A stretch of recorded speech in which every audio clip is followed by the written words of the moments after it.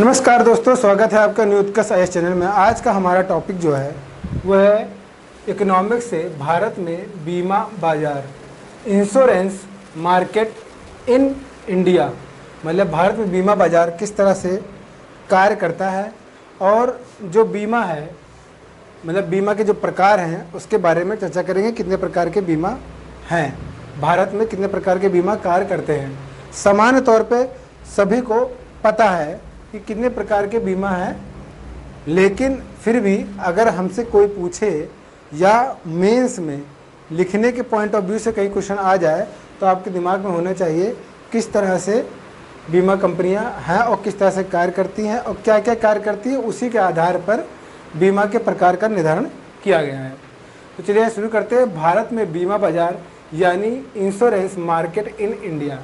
तो वहाँ देखेंगे भारत में बीमा कंपनियां, मतलब बीमा किसी भी चीज़ का बीमा होता है, किसी भी क्षेत्र के अंतर्गत बीमा को रखा गया है जिसके अंतर्गत व्यक्ति को या किसी समूह को या किसी कंपनी को किसी चीज़ के संबंध में एक प्रकार से सुरक्षा प्रदान की जाती है। सुरक्षा प्रदान मतलब किसी खतरे से या किसी दुर्घटना से या कोई ऐसी अप्रिय घटना घटित हो जाए उसके आधार पर कंपनियां क्या होती हैं, व्यक्ति विशेष को या किसी समूह को बीमा प्रदान करती हैं, सुरक्षा प्रदान करती हैं। उस घटना के एवज में उसको क्षतिपूर्ति देती हैं पैसे के रूप में, मतलब बीमा कवर प्रदान करती हैं, कह सकते हैं हम लोग।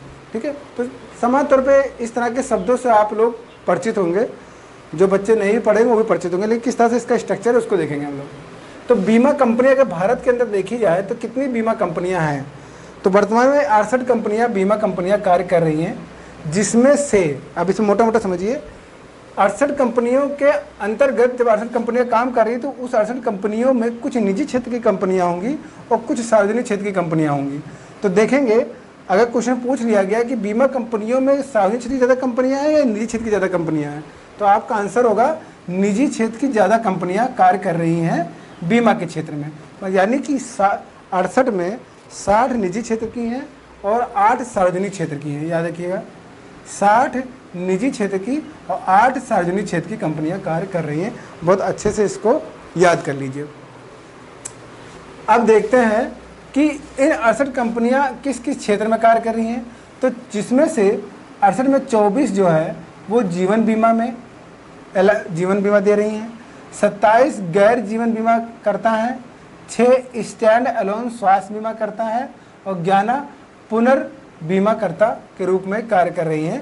सब जोड़ेंगे तो 68 निकल आएंगी आपकी। अब यहाँ पर देखेंगे, ये तो नंबर दिमाग में रखेगा, 8 सार्वजनिक क्षेत्र की कंपनियाँ और 6 निजी क्षेत्र की कंपनियाँ हैं। बीमा के प्रकार देखते हैं। तो जो बीमा के प्रकार में आते हैं तो पहले देख लें कौन कौन से प्रकार हैं। जीवन बीमा, स्वास्थ्य बीमा, मोटर बीमा, परिसंपत्ति बीमा और यात्रा बीमा। मतलब 5 प्रकार की बीमाओं की यहाँ पर बात कही गई है। ठीक है, जैसा नाम है उसी प्रकार से बीमा प्रदान किया जाता है। तो जब जीवन बीमा में हम आते हैं तो जीवन बीमा मतलब कि जो व्यक्ति के जीवन से जुड़ी हुई हो, जीवन से मतलब कि यानी कि व्यक्ति की मृत्यु हो जाए या वो दिव्यांग हो जाए, किसी घटना करे या उसके साथ कोई दुर्घटना हो जाए, तो कंपनियाँ उस आधार पर, जैसे मृत्यु अगर हो जाती है तो ज़्यादा कंपनियां जिस प्रकार से व्यक्ति बीमा लेता है उसी प्रकार से उसको पे करती हैं आफ्टर डेथ। दिव्यांग अगर हो जाए तो उसके लिए इंश्योरेंस अलग होता है, दुर्घटना कोई हो जाए तो उसके लिए अलग तरह का इंश्योरेंस होता है। लेकिन सभी की सभी अगर इस तरह से आए कि मृत्यु, दिव्यांग या दुर्घटना, ये सब जीवन बीमा के अंतर्गत होता है। आदि से सुरक्षा प्रदान करती है। सुरक्षा प्रदान करने का आशय ये है कि अगर कोई घटना घटित हो जाती है तो व्यक्ति, कंपनियाँ उस व्यक्ति के परिवार को कुछ मतलब संपत्ति या कुछ पैसे प्रदान करती, संपत्ति नहीं कह सकते, कुछ पैसे प्रदान करती हैं, इस तरह से कह सकते हैं। मतलब ये भी देखना होता है कि व्यक्ति ने किस प्रकार से बीमा लिया है, कितने रुपए का बीमा लिया है, ये भी इस पर डिपेंडेंट करना है कि उस व्यक्ति को या किसी समूह को कितना पैसा दिया जा रहा है। फिर देखते हैं स्वास्थ्य बीमा। स्वास्थ्य बीमा अलग है। देखिए, ये स्वास्थ्य में हेल्थ है, ये चिकित्सीय खर्चों को कवर करता है। मतलब कि अगर किसी व्यक्ति ने किसी चीज़ को लेकर इंश्योरेंस कराया है, ठीक है, तो यदि उसकी चिकित्सा में कुछ पैसे खर्चा हो रहे हैं तो उसमें कुछ पैसे इंश्योरेंस कंपनियां लगाती हैं, या हो सकता है कि पूरे का पूरा खर्चा इंश्योरेंस कंपनियां ही उठाए, वहन करें। तो चिकित्सा के खर्चों को कवर करती है, एक तरह से स्वास्थ्य बीमा के अंतर्गत रखा जाता है। तो स्वास्थ्य, आप लोग अक्सर सुनते होंगे कि हेल्थ इंश्योरेंस कराना चाहिए, बोला जाता है कि हेल्थ इंश्योरेंस कराइए। तो किसी भी पर्टिकुलर बीमारी से या कोई ऐसी बीमारी जो बहुत ही घातक बीमारी है, उससे संबंध में एक तरह से बीमा मिलेगा व्यक्ति को। मोटर बीमा, अक्सर आप लोग मोटर बीमा कराते रहते होंगे। गाड़ियों का मतलब मोटर वाहनों की क्षतिपूर्ति के लिए चोरी हो जाए या उसके किसी पार्ट को लेकर, जब कंपनियां, जब जैसे क्या होता है कि आप लोग कराते होंगे 4 व्हीलर, तो जीरो डेप्थ इंश्योरेंस होता है। तो जीरो डेप्थ इंश्योरेंस क्या होता है कि पूरी गाड़ी कवर करती है किसी प्रकार का, कि किसी प्रकार का उसके अंदर क्या हो, कोई भी चीज़ गड़बड़ हो तो उसको वो डैमेज का उसकी क्षतिपूर्ति कंपनियां करती हैं, ठीक है ना। कुछ पार्ट के ऊपर बीमा देती हैं या पूरी गाड़ी पे बीमा देती हैं, ठीक है। तो मोटर बीमा कराते हैं, चोरी हो जाती है तो उसका बीमा होता है। कुछ अमाउंट जो उसकी एक्चुअल राशि जो होती है उस मोटर की, उस पर कंपनियां पैसे वहन करती है। पर संपत्ति बीमा क्या होता है, इमारतों का, कोई इमारत है उसका आपने पूरा का पूरा उसका बीमा कराया हुआ है, या कोई मशीनरी है उसकी बीमा कराया है, या स्टॉक्स, इसमें आग लग गई हो या खो जाए या उसको कुछ नुकसान पहुंच जाए, उसको लेकर कुछ आपने करा रखा है इंश्योरेंस, तो उसमें उसके खतरों से बचाता है इस प्रकार का बीमा, यानी परिसंपत्ति बीमा, एसेट इंश्योरेंस। तो क्या क्वेश्चन पूछा गया कि परिसंपत्ति बीमा भी होता है, एसेट बीमा भी होता है? तो आप कहेंगे बिल्कुल, इमारतों को लेकर एक तरह का एसेट है, मशीनरी को लेकर एक तरह का एसेट है, आपके जो स्टॉक्स हैं वो भी आपके तरह का एसेट है, मैंने पहले ही बताया है।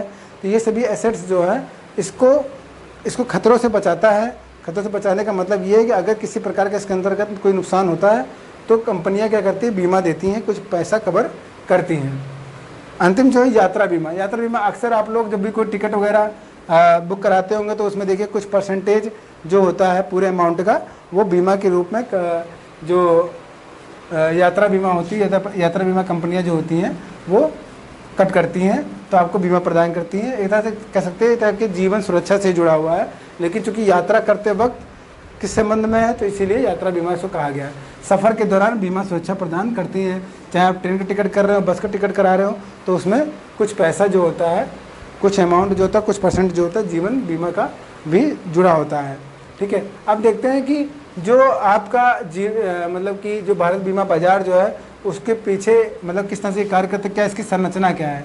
तो जो भारतीय बीमा उद्योग की जो संरचना वो कैसे काम करती है, वित्त मंत्रालय के अंतर्गत यानी भारत सरकार के अंतर्गत कार्य करती है।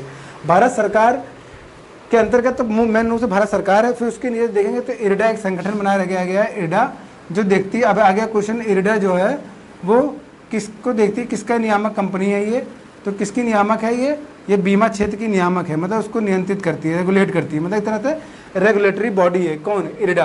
क्वेश्चन आ गया इरडा किस क्षेत्र की मतलब कि नियामक कंपनी है, नियामक संगठन है, तो आप कहेंगे कि बीमा क्षेत्र की, ठीक है, मतलब बीमा क्षेत्र में ये इसको रेगुलेट करती है, ठीक है। मतलब कोई ना कोई रेगुलेटिंग अथॉरिटी तो होगी ना किसी चीज़ को चलाने के लिए, तो बीमा को चलाने के लिए कौन सी अथॉरिटी है, तो इरडा है, याद रखिएगा। अब इरडा दो तरह के बीमा को रेगुलेट करती है, तो जीवन बीमा को रेगुलेट कर रही है और एक गैर जीवन बीमा को रेगुलेट करती है। जीवन बीमा में एक सार्वजनिक क्षेत्र की कंपनियों को रेगुलेट कर रही जा रही है और एक निजी क्षेत्र की कंपनियों को रेगुलेट करती है। तो ये मत सोचिए कि जो इरडा है सिर्फ सार्वजनिक क्षेत्र की कंपनियों को ही रेगुलेट करती है। जैसे आरबीआई जो है, देखा जाए तो आरबीआई निजी क्षेत्र के बैंकों को भी रेगुलेट करती है और सार्वजनिक क्षेत्र के बैंकों को भी रेगुलेट करती है।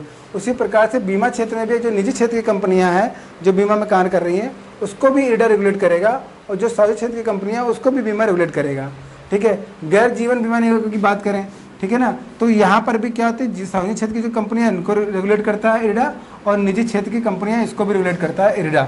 तो याद देखिएगा इरडा किसको रेगुलेट कर रहा है, तो इरडा जो रेगुलेट कर रहा है वो बीमा कंपनियों को रेगुलेट कर रहा है, चाहे वो निजी क्षेत्र की हो चाहे वो सार्वजनिक क्षेत्र की हों। अब यहाँ पर दो क्वेश्चन देख लेते हैं कि जीआईसी का नाम आप लोग सुनते होंगे, जनरल इंश्योरेंस कॉर्पोरेशन लिमिटेड, और एक सुनते होंगे एलआईसी, तो लाइफ इंश्योरेंस कॉर्पोरेशन लिमिटेड, इसका नाम सुनते होंगे। एक 1972 में गठन हुआ था और एक जो हुआ था 1956 में एक का गठन हुआ था, याद रखिएगा। दोनों ही बीमा क्षेत्र की कंपनियां हैं, ये जनरल इंश्योरेंस है और ये लाइफ इंश्योरेंस के क्षेत्र में काम कर रही है एलआईसी, है ना, और दोनों ही सार्वजनिक क्षेत्र की कंपनियां हैं। जीआईसी के अंतर्गत 4 अनुषंगी कंपनियां और हैं जुड़ी हुई जो मिलकर जीआईसी को चला रही हैं, मतलब मतलब कह दिया जाए कि जीआईसी के अंतर्गत 4 इंश्योरेंस कंपनियां हैं जो कार्य करती हैं। LIC अकेले 1956 से कार्य कर रहा है। ये सब कैसी कंपनियां हैं? बीमा कंपनियां ही हैं जो कि सार्वजनिक क्षेत्र में कार्य करती हैं।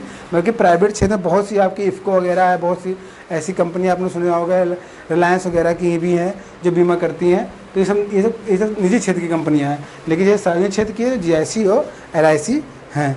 ठीक है, तो ये पूरा का पूरा क्या था, बीमा किस तरह से बीमा मार्केट है और किस तरह से इसमें मतलब कितने प्रकार हैं इसके और कौन सी कंपनी है, इसका स्ट्रक्चर कैसे होता है, कौन इसको रेगुलेट करता है, कितनी कंपनियां किस क्षेत्र में कार्य कर रही हैं, निजी क्षेत्र में कितनी कंपनियां काम कर रही हैं, सार्वजनिक क्षेत्र में कितनी कंपनियां काम कर रही हैं, उसके प्रकार और किस प्रकार से बीमा दे रही हैं, किस क्षेत्र में बीमा दे रही हैं। ठीक है, ये जानना आपके लिए बहुत ही ज़रूरी है। उम्मीद करता हूँ कि पूरा का पूरा वीडियो आपको अच्छे से समझ में आया होगा। इसलिए इस वीडियो को अधिक से अधिक लाइक करें, शेयर करें, सब्सक्राइब करें। आज के लिए इतना ही, धन्यवाद।